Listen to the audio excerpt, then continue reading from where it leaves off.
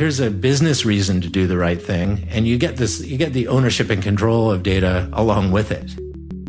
Hello, everyone, and welcome to Caveat, the CyberWire's privacy, surveillance, law, and policy podcast. I'm Dave Bittner, and joining me is my co-host Ben Yellen from the University of Maryland Center for Health and Homeland Security. Hello, Ben. Hello, Dave. Today, Ben discusses a recent Maryland case dealing with particularity requirements for cell phone searches.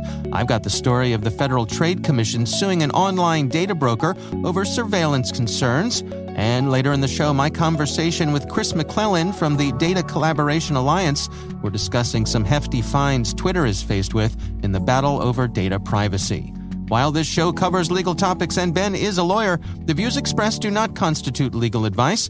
For official legal advice on any of the topics we cover, please contact your attorney. Keeper is more than a password manager. It's a scalable and customizable security platform that includes industry-leading features such as automated user provisioning, role-based enforcement policies, SSO SAML integration, advanced reporting compliance, breach watch dark web monitoring, and more. Members of the CyberWire community will receive a free 3-year personal password manager when they take a business demo. Visit keeper.io/cyberwire to learn more. And we thank Keeper Security for sponsoring our show.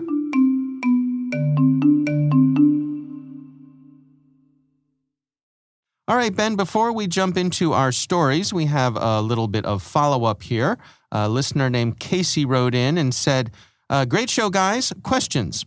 Once law enforcement obtains data subject to a geofence warrant, for what other purposes, if any, can they use that data? Other investigations? General search inquiries? Also, is that data subject to public disclosure, such as in response to a FOIA request? Ben, what do you think? So the answer to all of those questions is generally yes, and I can see why that would be somewhat disturbing. If you have a valid geofence warrant that's signed by a judge, anything obtained pursuant to that warrant is going to be fair game for law enforcement.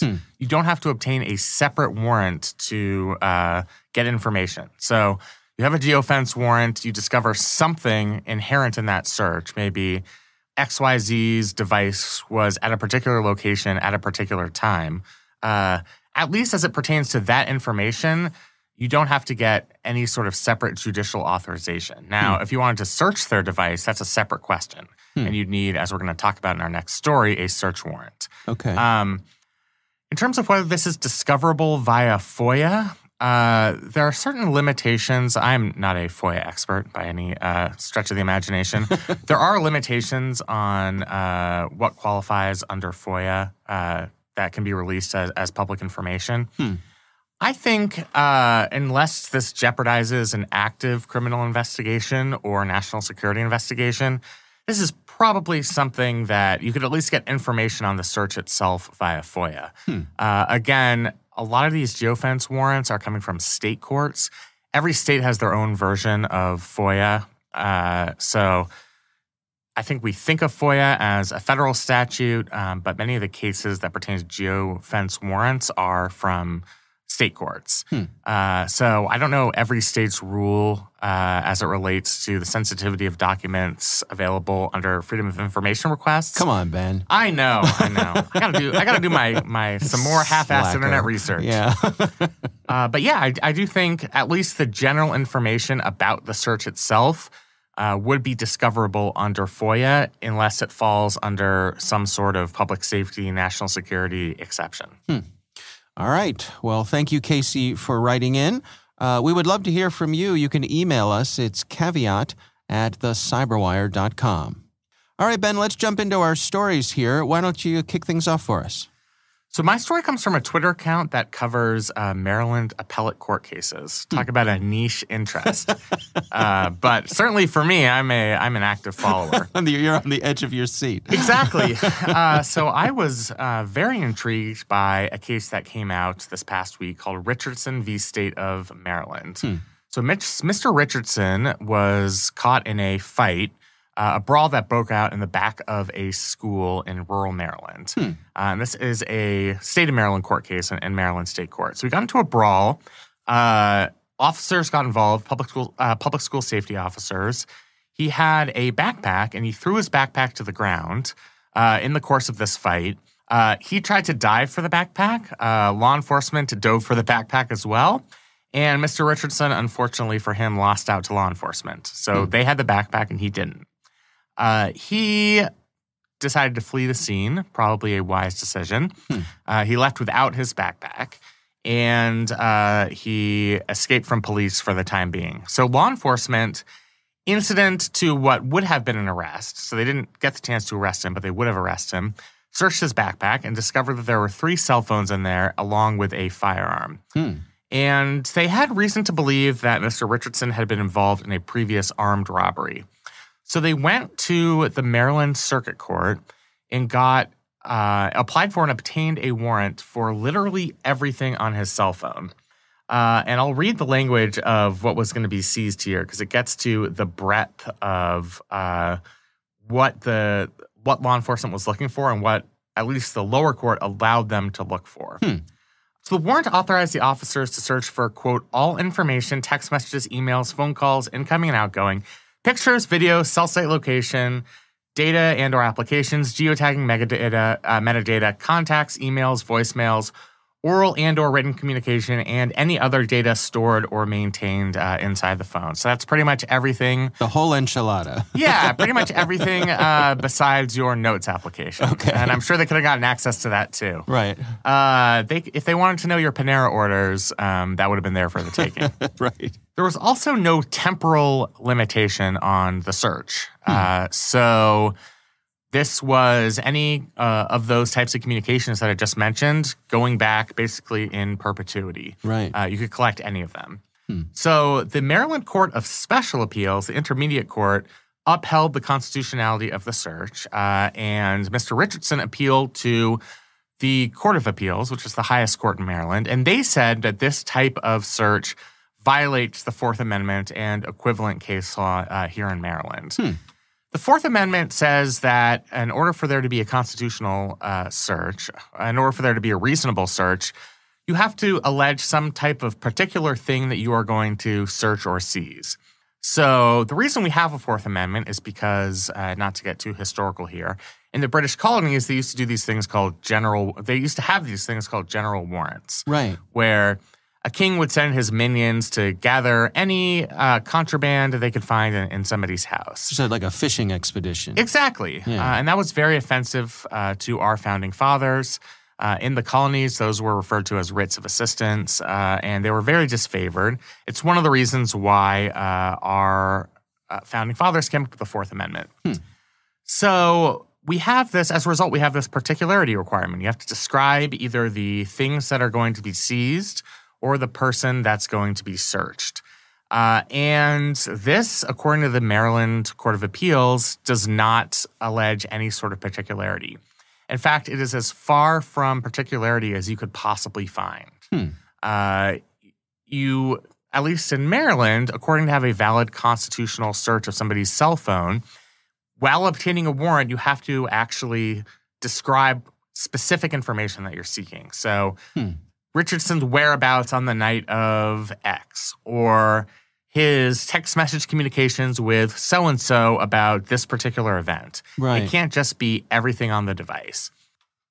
So if they're interested in him for a prior alleged crime, then they would make the case to the judge that we're looking for information related to this crime. And I think that's basically what they did here. There just was no limiting principle.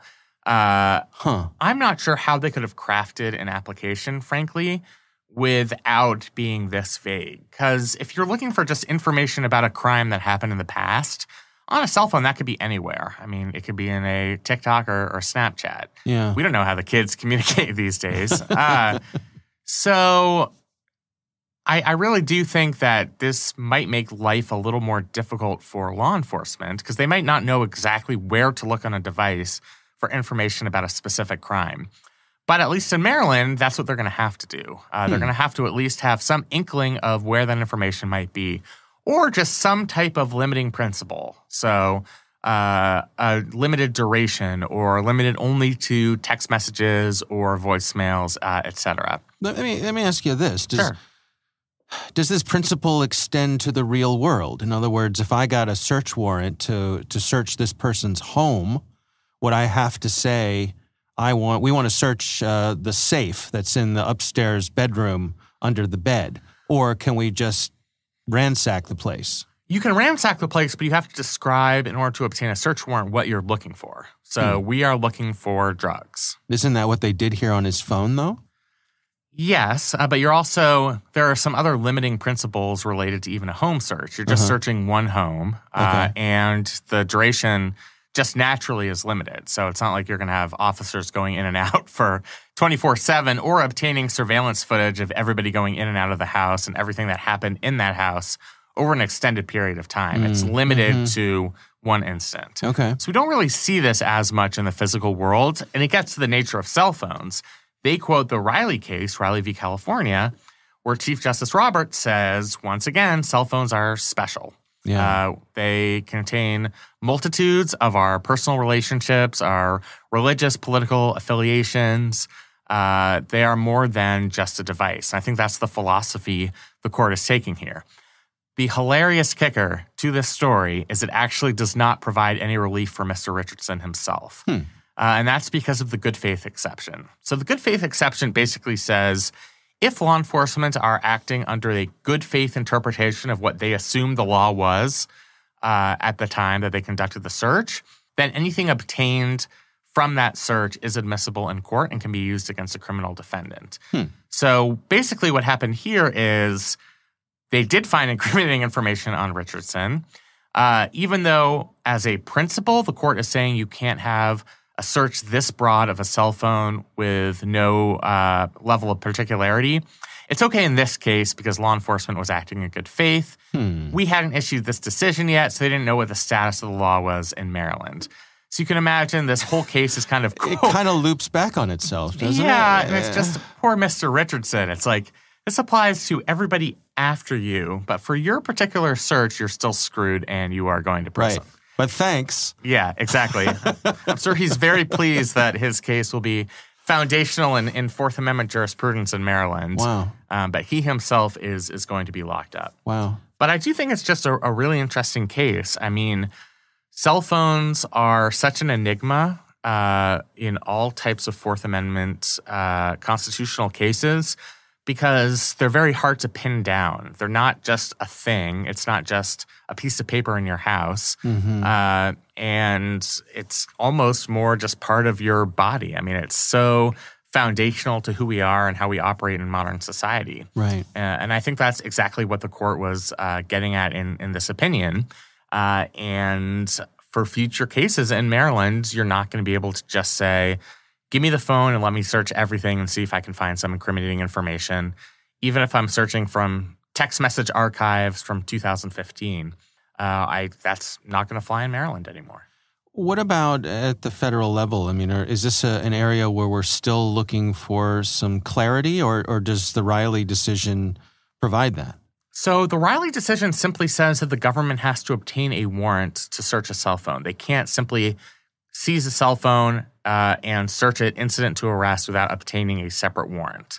Here, in this case, they actually obtained a warrant. So Riley is controlling in the sense that they did have to obtain a warrant, but this is about what has to be contained in the warrant itself. I see. This is only applicable right now in the state of Maryland, but it could be persuasive to other state court systems and to federal courts about coming up with some sort of limiting principle related to the particularity requirement in these types of searches. So judges are always speaking to one another in their judicial decisions. And what that means is some judge in another state is going, if they get a case like this, they're going to look at the lay of the land and see what other states have done, what other state courts have done. And so now we have what seems to be a pretty foundational case in this area of the law, and it could be something that state courts and eventually federal courts come to adopt. If you are a criminal in a state that is not Maryland, I would. So present company excluded. Yeah, exactly. So me and you are going to have to be a little bit more careful. For everybody else in the other 49 states, it still means that law enforcement theoretically could obtain a warrant and search anything on your phone. This is really limited to the one jurisdiction in which it was decided. So let me ask you this. I mean, as sort of a side question for my own curiosity. Are there U.S. states that are more influential when it comes to these sorts of things than others? Do the feds look at whatever, the population, the professionalism, the history of does California have more sway than Mississippi, or does it come into play at all? It does. There are certain courts, just by their nature, by their history, are looked at as kind of carrying an extra. We talked about the Delaware Chancery Courts in a previous episode as it relates to disputes among large corporations. That's one example of a court that is a greater among equals in terms of its peer states. In terms of state court systems, I'm not necessarily sure that Maryland's state court system is revered above its peer states. I will note, and this might just be a coincidence, it might be our proximity to D.C., it might be that we have a lot of criminals. A lot of crime shows are based in Baltimore, so that might have something to do with it. A lot of the surveillance law cases, these types of cases, have come through the Maryland court system, a disproportionate amount. It's something I've noticed in just doing research, and I don't know if there's a good reason for it.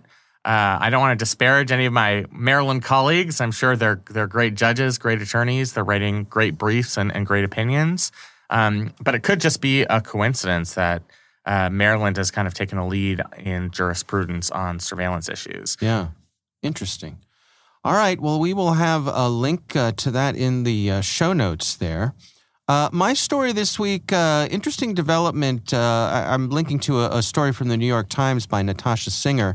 And this is about how the F.T.C., the Federal Trade Commission, has sued an organization over their tracking data that they say the F.T.C. claims could expose folks who are doing things like visiting abortion clinics, visiting healthcare places, all homeless shelters, that sort of thing.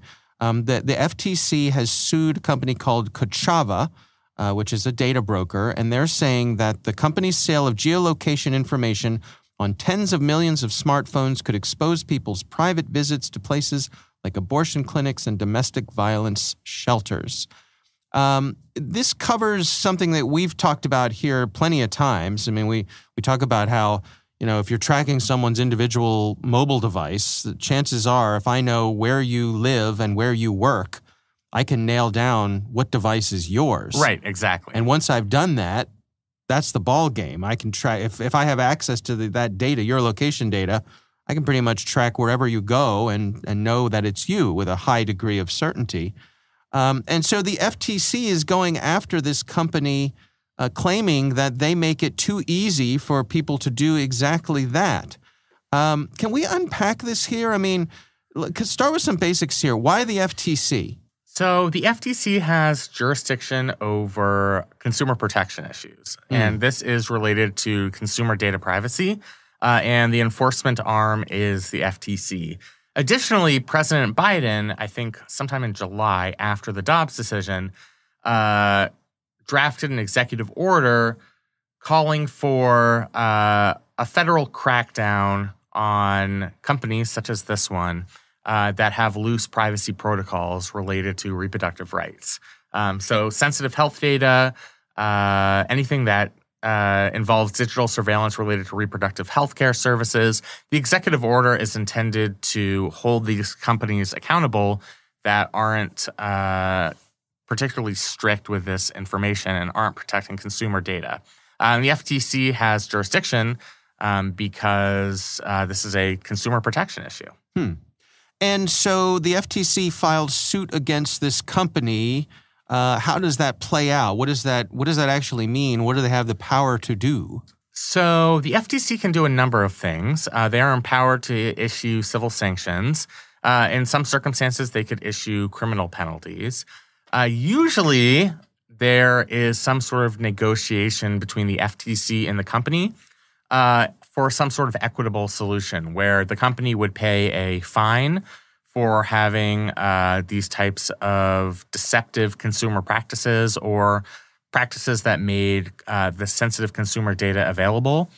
So they'd pay a fine over it. They'd promise to take certain proactive steps to protect consumer data, stop what they're doing, and that would be part of some sort of settlement. It depends on how much this company, which I believe is based in Idaho, and is somewhat of a smaller company compared to some of the big tech cases we've seen. I don't know how small it is, but it's not one of the big five, for example. It is a digital marketing and analytics firm.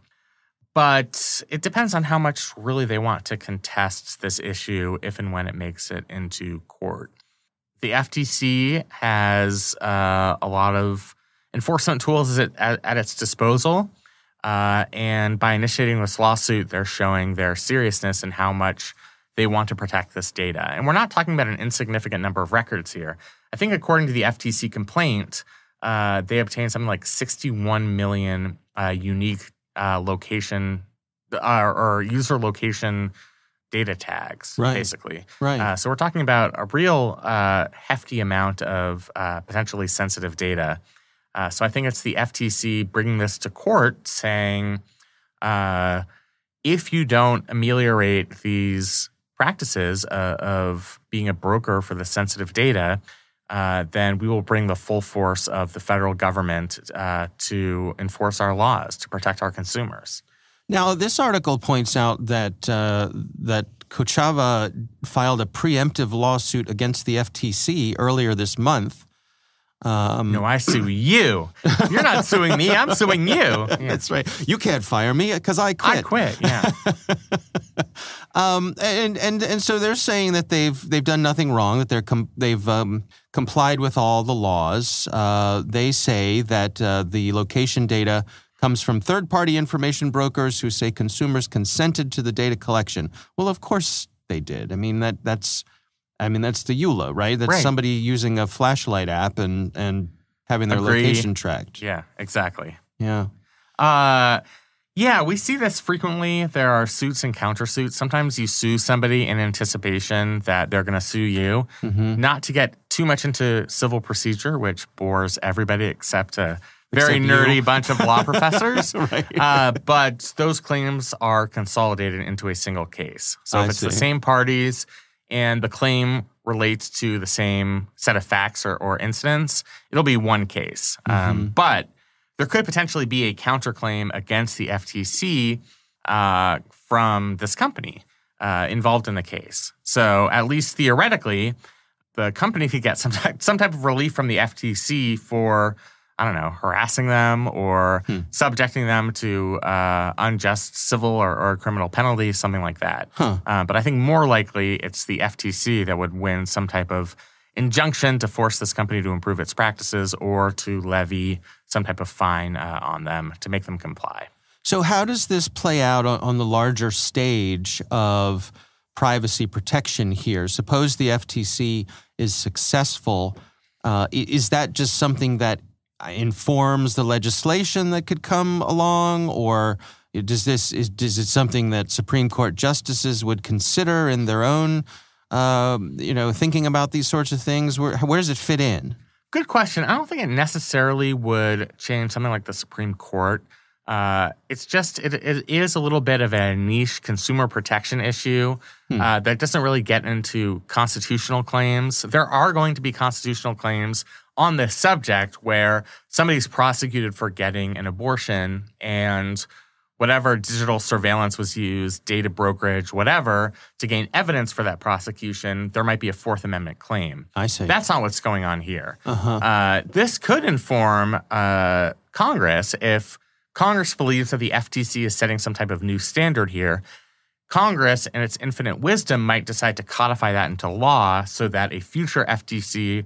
that wasn't so gung-ho about this type of enforcement wouldn't completely drop the ball and say, yeah, we don't care. We don't have to. I know you like to quote Lily Tomlin from that great Saturday Night Live sketch. I know you're a fan of that. So.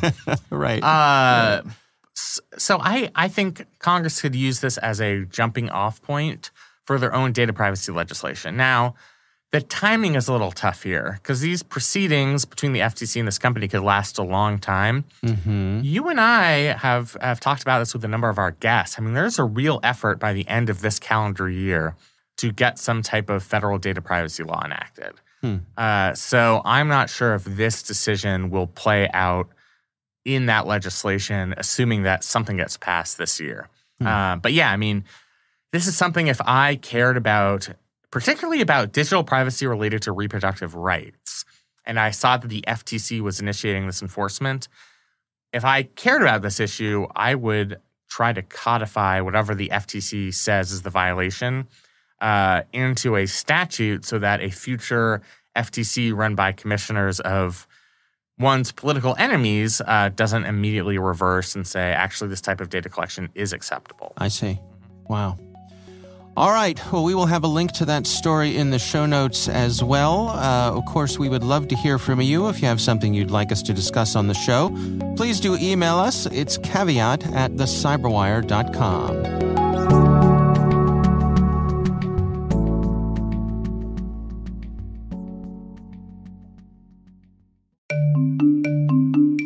And now, a word from our sponsor, Keeper Security.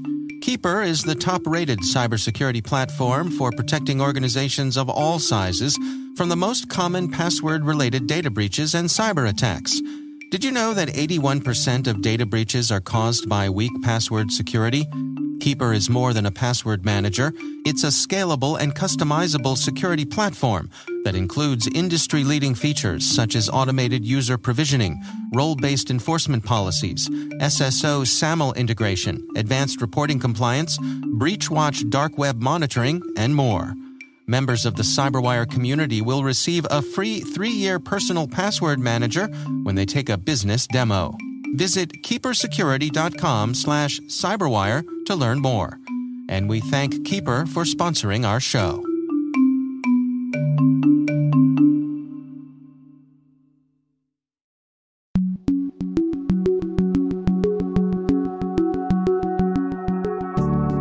Ben, I recently had the pleasure of speaking with Chris McClellan. He is the Director of Operations at a nonprofit called the Data Collaboration Alliance. And our conversation centers on the recent $150 million settlement between Twitter and the FTC. FTC heavy show today. Resolving charges that Twitter misused personal data over a period of about 6 years to help sell targeted ads. Here's my conversation with Chris McClellan. The Data Collaboration Alliance is a registered nonprofit organization. It's based in Canada, but it has a global outlook. And its mission is really to advance two things simultaneously. The first is to support the data management technologies, protocols, frameworks, and standards that help organizations and people get control of data. And that's our primary objective. Right now, data is far from controlled for reasons we can probably get into. But as far as a mission goes, control is the first.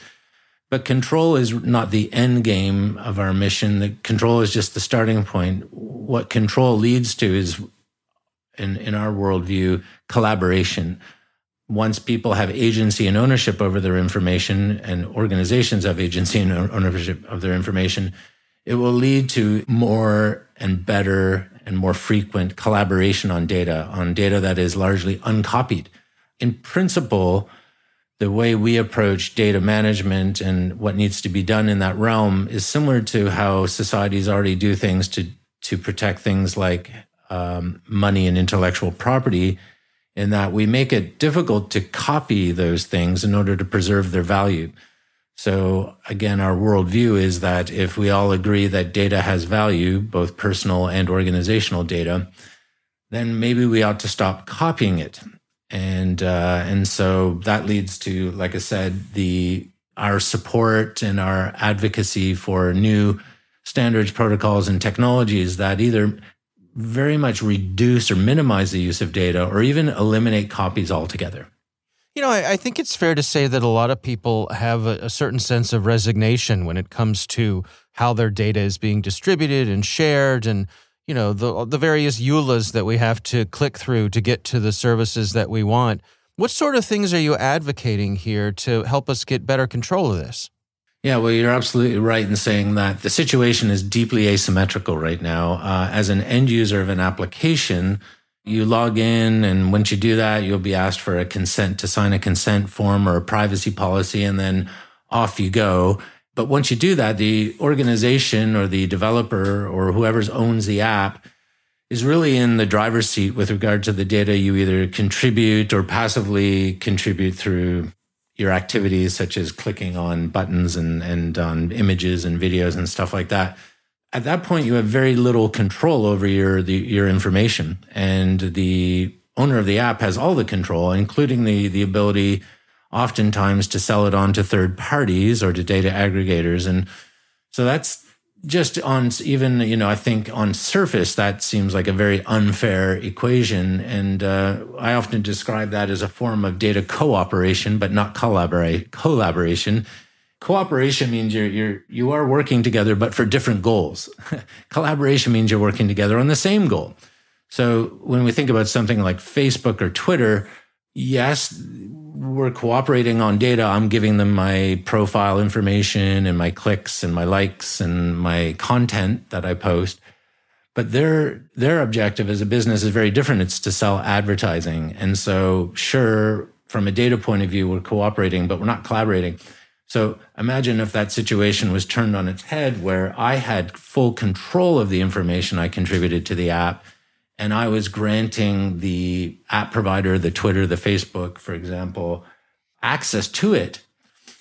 But I would be able to choose when, where, and how I would grant that access. And that access could be for things like, I don't mind, I'll grant access to my information to share information with my friends or discover new friends, something like that. But I don't want to grant you access to package my data to sell to advertisers, or I don't want to give you my non-anonymized data to advertisers. So that's the sort of situation where when you move from cooperation to collaboration, the power dynamic readdresses itself to what I think most would agree is closer to a just situation with regard to who's putting what into the situation. And what sort of things would have to be put in place to have something like that come to pass? Yeah, well, I can tell you quite readily what needs to go away.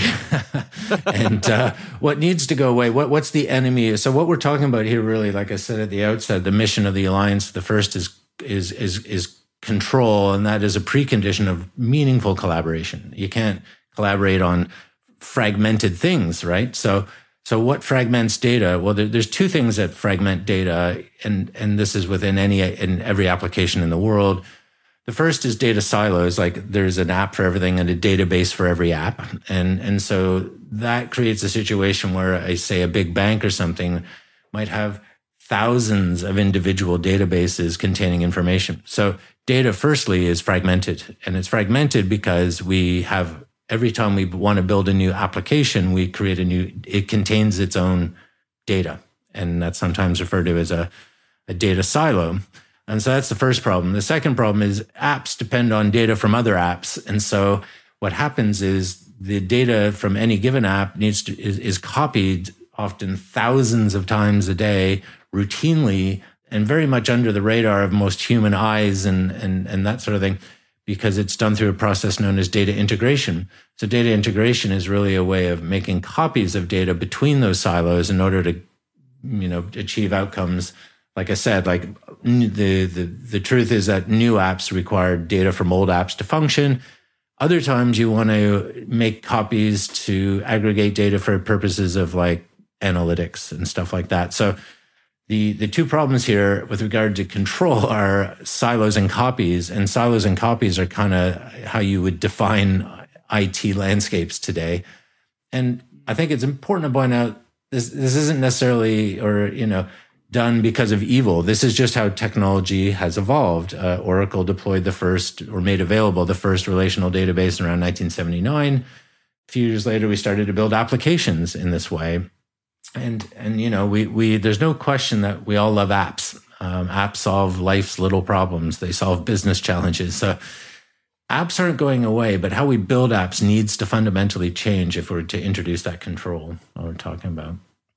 Well, let's talk about a specific case. There was the recent case where Twitter was fined by the F.T.C., or they agreed to a $150 million settlement.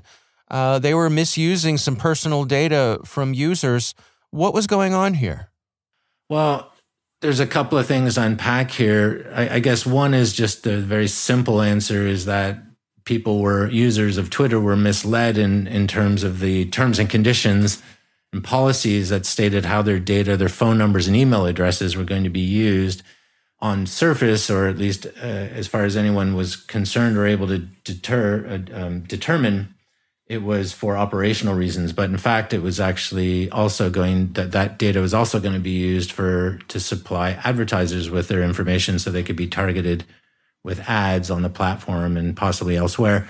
So it was sort of I don't want to call it a bait and switch situation, but there was a serious omission of intent of the use of the data that they were collecting. And to some extent, that's unforgivable because it's people's phone numbers and email addresses. But I think it takes the focus off the real issue, which we at the Data Collaboration Alliance focus upon, which is this. So imagine that the same situation that Twitter had got its act together and the policy clearly stated to people that their information was going to be packaged and provided to and sold to data aggregators for advertising purposes. Okay. And let's say some people opted out of that and said, no, I don't want you to do that.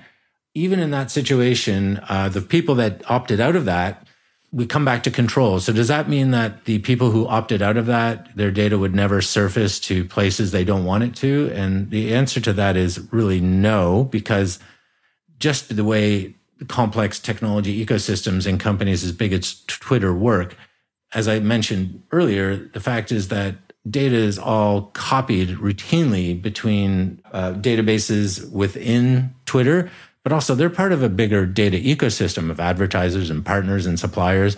And data gets integrated, particularly sensitive and customer data, because in a consumer environment or app, customers are kind of at the center of the universe. That data gets copied all the time. And so there's an illusion of control that people might have or think that companies like Twitter have, when in fact they don't. And so I often describe consent forms and privacy policies as largely meaningless for that reason. Do you suppose a settlement like this, $150 million, is that something that gets the attention of some of these big platform providers or other folks who are dealing with people's data? I don't think so. I stopped tracking fines out of Europe under the GDPR regulations about a year ago. I mean, how big what's the number we're waiting for that's going to change things? $500 million to Facebook in Ireland?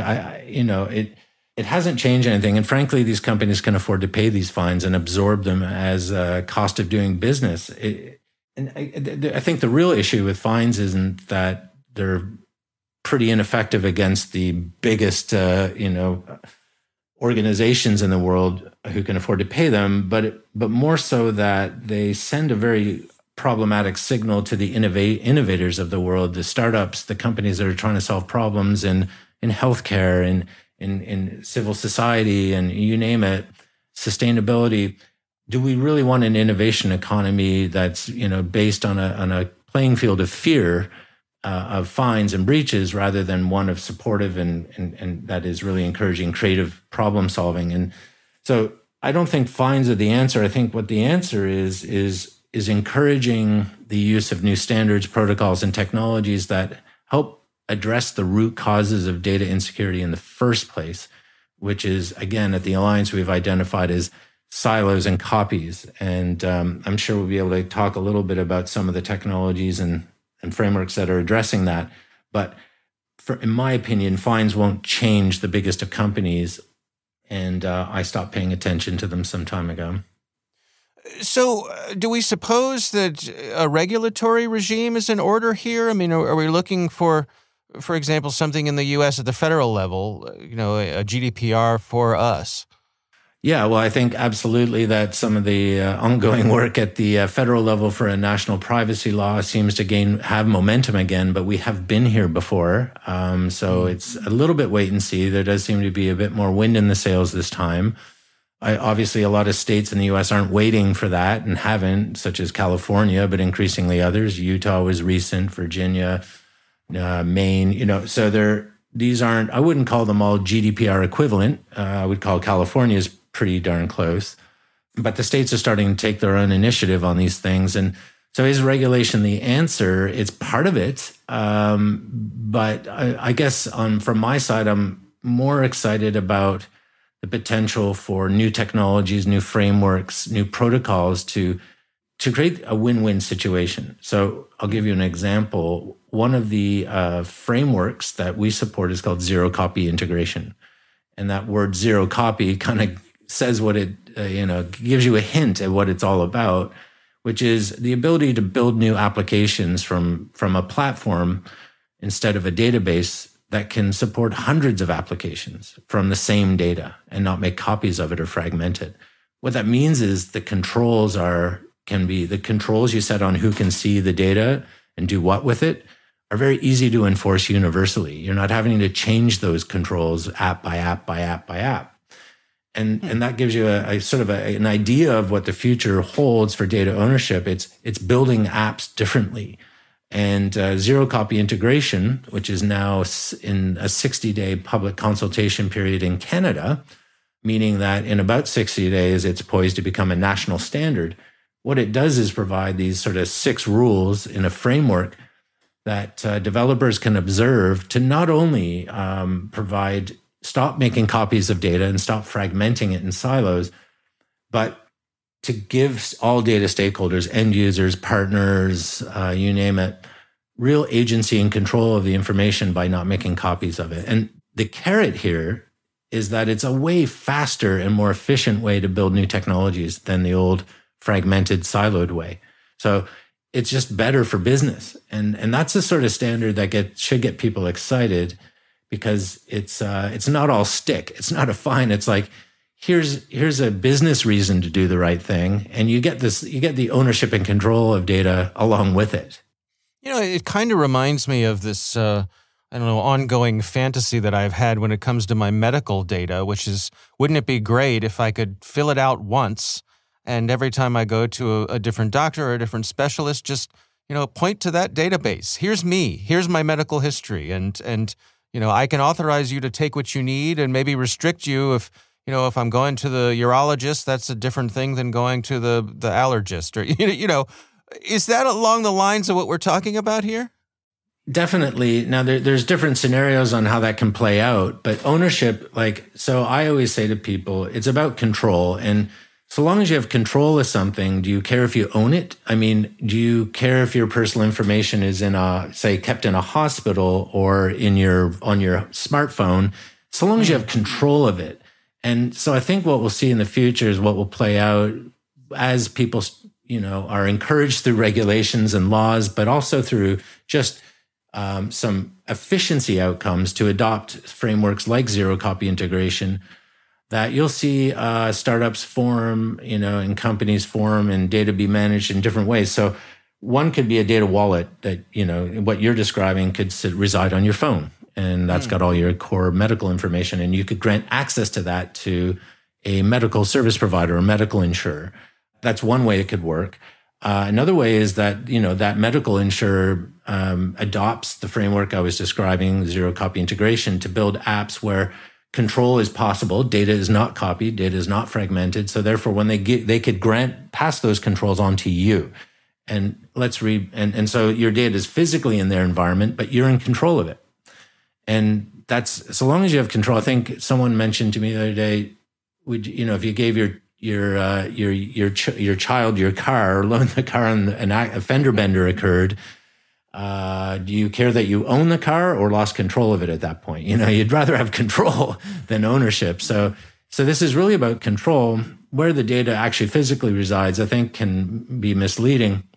But sure, I can imagine decentralized approaches such as advocated by blockchain as well as others that are more centralized, advocated by technologies like DataWare and data fabric technology. But at the end of the day, if it delivers control and it supports developers in their ability to solve problems, then it should be okay. And there, though I mentioned there are a couple of technologies that are helping moving towards that end for sure.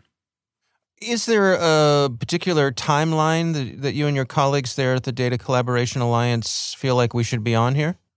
That's a really good question. Depends who you are in some respects. I mean, I'm of a certain age and my data's out there, and I was an early adopter of digital technologies. So when it comes to control and ownership of my information, I think the horse has left the barn. It's out there, and I can find it, and I know it's out there. And I've let it be out there to a lot of extent. I think it's much more poignant when you start to talk about children and children's data. And I think we're seeing a lot of negative outcomes of people misusing children's data on social media in particular.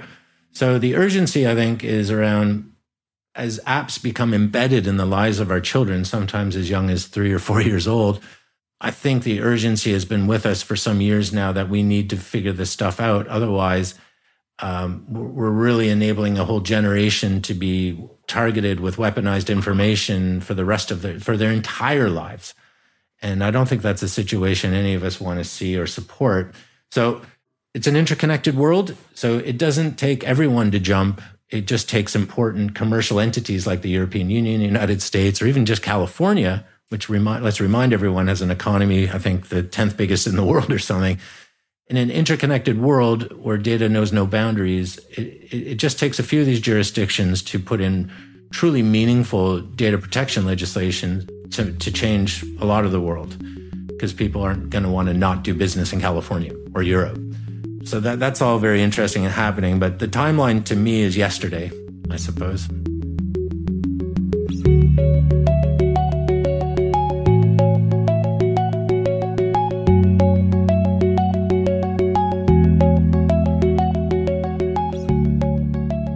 Ben, what do you think? Twitter did something wrong? I'm shocked. I thought it was a really interesting conversation. One thing that struck out to me early is changing the way we look at these types of cases. We've looked at them in that it's the consumer accepting the terms and conditions in the EULA, and really all the power is in the hands of the companies collecting the data, because they're the ones who write the rules, and we're just the ones clicking accept. Mm-hmm. I think what the guest is talking about is reorienting that relationship, so it's the consumer that has more active control on the data that he or she wants released. It's kind of a nudge approach, where if you just switch incentive structures, that might be the most simple way to put more power in consumer hands, just by making it consumer-centric and not about what the company wants to protect and what they're trying to sneak by you through some of these EULAs. So I thought that was a really interesting element to the conversation. Yeah. All right. Well, again, our thanks to Chris McClellan. He is from the Data Collaboration Alliance.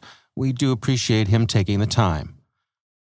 Thanks to all of our sponsors for making the Cyberwire possible. If your company would like to reach 250,000 unique listeners every month, send us a note at thecyberwire.com/sponsor.